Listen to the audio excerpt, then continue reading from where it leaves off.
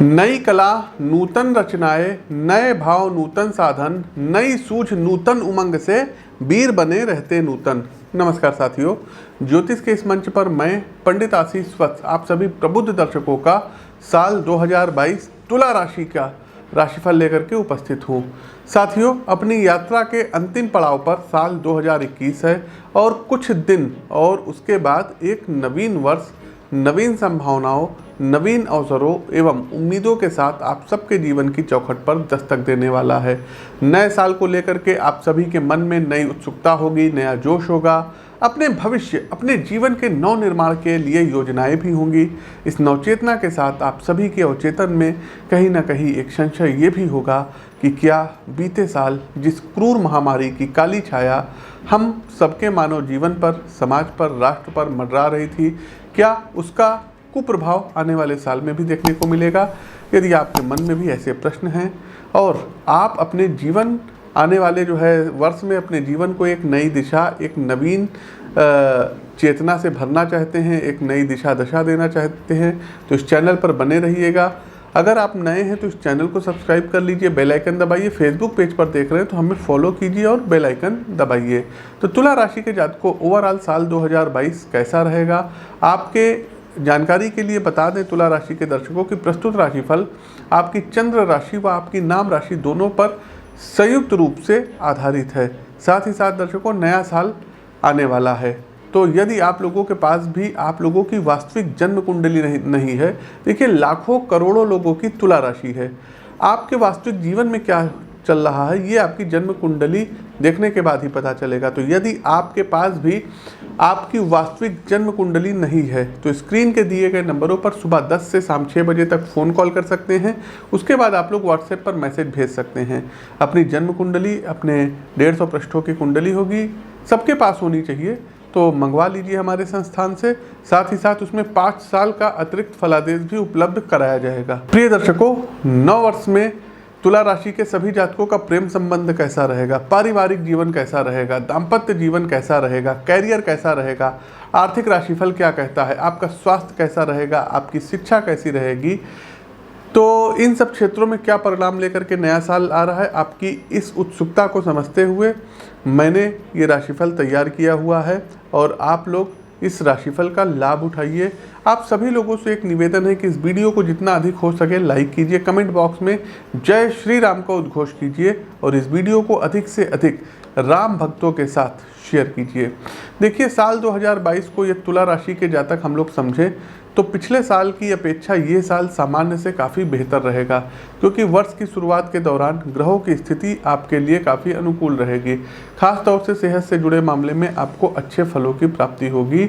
हालांकि शुरुआती समय में आप किसी बात को लेकर के मानसिक तनाव में उलझ सकते हैं, लेकिन यदि आप खुद को किसी भी बात पर अत्यधिक सोचने से बचाएंगे तो आपको जल्द ही तनाव से मुक्ति भी मिल सकती है।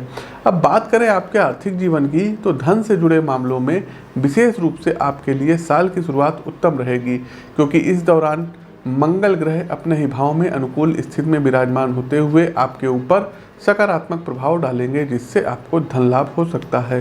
हालांकि साल भर आपको धन संचय करने को लेकर के कुछ संघर्ष भी अवश्य करना पड़ेगा। वहीं कैरियर में तुला राशि वालों को विशेष रूप से व्यापार में सफलता मिलेगी। हालांकि इस दौरान अपना धन आप लोग कहीं भी निवेश करने से पहले घर में बड़े बुजुर्गों की और उस क्षेत्र के विशेषज्ञों से अच्छी तरीके से सलाह अवश्य ले लीजिएगा। अगर बात करें आपके नौकरी पेशा की, तो वर्ष के शुरुआती भाग में आपके पदोन्नति के प्रबल योग बन रहे हैं। मार्च से लेकर के और मई के बीच में आपकी पदोन्नति संभव है। इस अवधि में शनि देव आपके सेवाओं के भाव को पूर्ण रूप से दृष्ट करेंगे, इसलिए आपको अपने कार्यक्षेत्र पर अपने अधिकारियों से अच्छे संबंध बना करके रखने होंगे। पारिवारिक दृष्टिकोण से समय थोड़ा बहुत परेशानियों के संकेत दे रहा है। आपके परिवार में किसी की क्षति हो सकती है, किसी को दुर्घटना हो सकती है, चोट लग सकती है। साथ ही साथ एक चीज़ और बताएं कि घर वालों के साथ वैचारिक मतभेद भी संभव है, जिसमें आप ना चाहते हुए भी उनसे अमर्यादित व्यवहार करते हुए अपनी छवि को खराब कर लेंगे। यदि बात करें छात्रों की, तो तुला राशि के जातकों साल 2022 के अनुसार आपको शिक्षा में अच्छे ही परिणाम प्राप्त होंगे। हालांकि आपको शुरुआती समय में अधिक मेहनत करते हुए अपने विषयों से ठीक से याद रखने का सितारे सलाह दे रहे हैं कि अपने विषयों पर पकड़ बनाए रखिएगा। अब बात करें प्रेम संबंधों की, तो जहां प्रेम में पड़े जातकों को अपनी लव लाइफ में इस वर्ष अपने क्रोध पर नियंत्रण रखने की हम सलाह देंगे, क्योंकि आपके गुस्सैल स्वभाव के कारण ही ये वर्ष आपके प्रियतम का सहयोग थोड़ा सा कम दिलाएगा। वहीं यदि आप शादीशुदा हैं तो इस वर्ष अपने दाम्पत्य जीवन में आपको मिश्रित परिणाम प्राप्त होने की संभावना है। इस साल आप अपने वैवाहिक जीवन के सभी दायित्वों का दिल से निर्वाह करते हुए जीवन साथी के साथ किसी धार्मिक यात्राओं पर जाने का प्लान बनाएंगे। ओवरऑल ये राशिफल था, लेकिन अब हम चलते हैं विस्तार पूर्वक कि जीवन के विभिन्न क्षेत्रों के विभिन्न आयामों पर क्या क्या पड़ाव आपको प्राप्त होगा, उपाय वगैरह क्या है, इन सभी विषयों पर चर्चा करेंगे। कार्यक्रम का अंतिम पड़ाव आता है कि एस्ट्रोलॉजिकल रेमेडीज अर्थात ज्योतिषीय उपाय क्या है।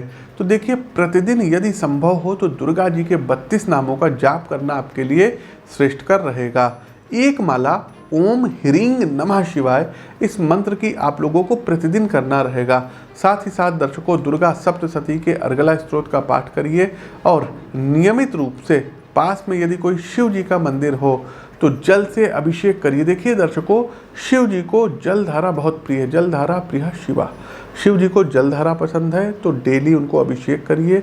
और चूंकि आपकी तुला राशि है, आपके जो राशि के कहते हैं कि दैत्य गुरु हैं शुक्राचार्य जी, तो वो शिव जी के उपासक हैं, तो शिव जी की आप जितनी पूजा करेंगे उतना ही आप सफल रहेंगे। शनिवार वाले दिन शमी वृक्ष के नीचे एक तिल के तेल का दीपक प्रज्वलित अवश्य करिएगा। साथ ही साथ यदि आप किसी शुभ कार्य पर जाते हैं तो हल्दी का तिलक मस्तक पर लगाइए और दही मिश्री खा करके आपको बाहर निकलना शुभ रहेगा। नियमित रूप से घर में सुख समृद्धि हो, आपके घर में धन आए, आपके घर में माँ लक्ष्मी का वास हो, तो श्री सूक्तम का पाठ और लक्ष्मी सूक्त का पाठ प्रतिदिन करिएगा। इसके अलावा दर्शकों, नवरात्रि में अपने घर पे दुर्गा सप्तशती के पाठों को आप लोग कराइए। हफ्ते के एक दिन मतलब शनिवार वाले दिन शाम के समय राम दरबार के सम्मुख आपको बैठ करके सुंदरकांड का पाठ करना होगा। प्रिय दर्शकों, आप अपनी जन्म कुंडली का विश्लेषण करवा करके और भी अच्छे उपाय पा सकते हैं। यदि आपका कोई काम ना बन रहा हो तो रामचरितमानस की एक चौपाई है, जय बीतिनाथ होय हित मोरा करहु सुवेगी दास में तोरा। इस चौपाई के 108 बार जाप करने से आपके सभी कार्य अपने आप बनने लगेंगे। संभव हो तो आप लोग पन्ना, ओपेल और नीलम पहन सकते हैं, लेकिन अपनी जन्म कुंडली का यदि विश्लेषण करवा करके पहनेंगे तो ज़्यादा अच्छा रहेगा। साथ ही साथ हर प्रकार के रत्नों के लिए आप हमारे संस्थान में भी संपर्क कर सकते हैं। एक नंबर के अच्छे रत्न और ओरिजिनल नेचुरल रत्न आप हमारे यहाँ से प्राप्त कर सकते हैं। प्रिय दर्शकों, ये कुछ उपाय हैं जिनको करके आप अपने जीवन में सुख समृद्धि ला सकते हैं। आपको हमारा प्रस्तुत राशिफल कैसा लगा कमेंट बॉक्स के माध्यम से अवगत कराइए। नए हैं तो चैनल को सब्सक्राइब करिए, बगल में बना हुआ बेल आइकन दबाइए। भगवान राम के भक्त है तो कमेंट बॉक्स में जय श्री राम का उद्घोष कीजिए और इस वीडियो को अधिक से अधिक श्री राम जी के भक्तों के साथ शेयर कीजिए। हर महीने हमारा दिल्ली आगमन होता है, तो आप दिल्ली में हमसे मिल सकते हैं। बाकी लखनऊ में रहते हैं तो आप लोग लखनऊ में भी हमसे मिल सकते हैं।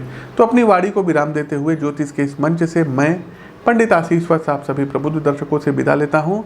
नमस्कार, जय श्री राम।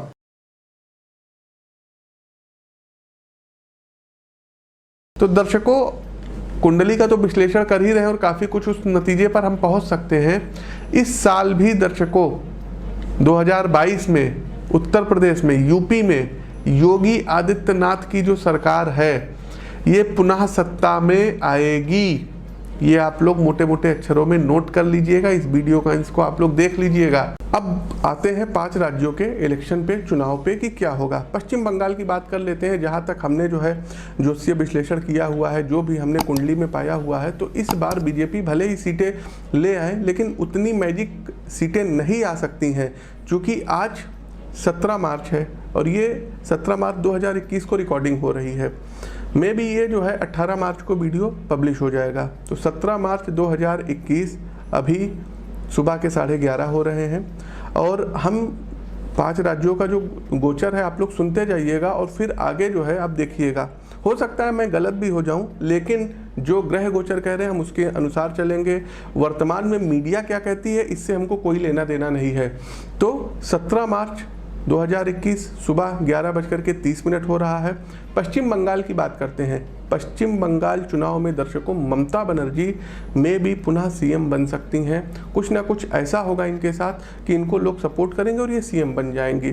दूसरा, असम की यदि हम बात करें तो असम में कमल खिलता हुआ दिखाई पड़ रहा है। सर्बानंद सोनोवाल पुनः मुख्यमंत्री पद पर सुशोभित होंगे और बीजेपी की सरकार असम में बनेगी।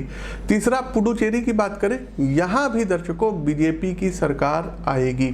पुडुचेरी में सीएम कौन होगा ये नहीं जानते, लेकिन कमल यहाँ पर खिलेगा क्योंकि उच्च का सूर्य और देवगुरु बृहस्पति का जो राशि परिवर्तन हो रहा है ये बीजेपी को भी सपोर्ट करेगा। साथ ही साथ दर्शकों बताना चाहेंगे कि तमिलनाडु की राजनीति में इस बार उठापटक होगी और डीएमके, जी हाँ, स्टालिन बहुत हद तक की उनकी कुंडली बहुत सशक्त है तो सीएम बन सकते हैं स्टालिन। तो तमिलनाडु की राजनीति में फिर से एक बार जो है जयललिता की जो सरकार थी, पिछली बार आई थी, अब तो हमारे बीच नहीं है और पनीर सेल्वम सीएम है, इनकी कुर्सी खिसकती हुई दिखाई दे रही है और डीएमके और कांग्रेस यहाँ पर सत्ता में आ सकती है और स्टालिन यहाँ पर सीएम बन सकते हैं। अगला दर्शकों अब हम चलते हैं केरल की ओर। केरल में भी देखिए चुनाव है तो यहाँ पर वाम दल की सरकार होगी और जो अभी सिटिंग सीएम है में भी पॉसिबिलिटी है कि ये बने रहें, अपना जो है 5 साल का और टेन्योर पूरा करें। तो दर्शकों ये तो थे हमारे जो है इलेक्शन से रिलेटेड प्रेडिक्शंस।